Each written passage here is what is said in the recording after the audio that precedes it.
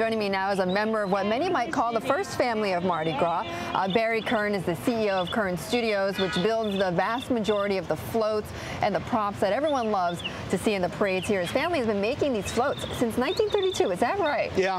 My grandfather was an artist that did this. Well, it's a great job if you can get it, right? Oh, it's an incredible job, you know, and you know, Mardi Gras it is business in New Orleans. You know, a lot of people think Mardi Gras is a day, but it's actually 12 days.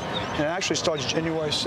Right, so it is certainly, you know, more than a week-long event. Oh, absolutely. Okay, so this past Mardi Gras, by the way, I heard was what, the biggest you've had since Katrina? What happened? Oh, well, a lot of things culminated this past Mardi Gras. We had the Saints in the Super Bowl. We had the Saints, right? You had the Saints, And we did a Saints parade in the week leading up to it, and just everybody, just the general euphoria. Just it was incredible. The weather was great. A lot of people were out. You know, we had every single day leading up into Mardi Gras Day, which is always on a Tuesday. We had, you know, well over 1 million people on the streets, all the hotels. I mean, when you talk in terms of economic impact, Mardi Gras is like having 2 to 3 Super Bowls in your city every year, year in and year out.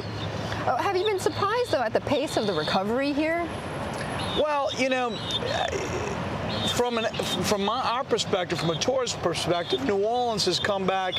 You know, it's kind of ramped up pretty well, and we've done real well in terms of. You're still below the pre-Katrina levels, though, right? Of course, yeah. Our numbers aren't where we want them to be, but we're feeling, you know, that they're climbing back up, and things are looking pretty good. Are they accelerating, though? I mean, they're climbing back up, but have you seen, like, let's say in the last couple of years, or let's say in the last 12 months even, that you've seen more tourist numbers accelerate? You know what? We've seen over this past 12 months just a slow, steady rise. You know, I think the economy, obviously, but, you know, we do work in other cities, and I'm talking to other colleagues, right, things like that, and it seems like we're actually better off than some of these other cities.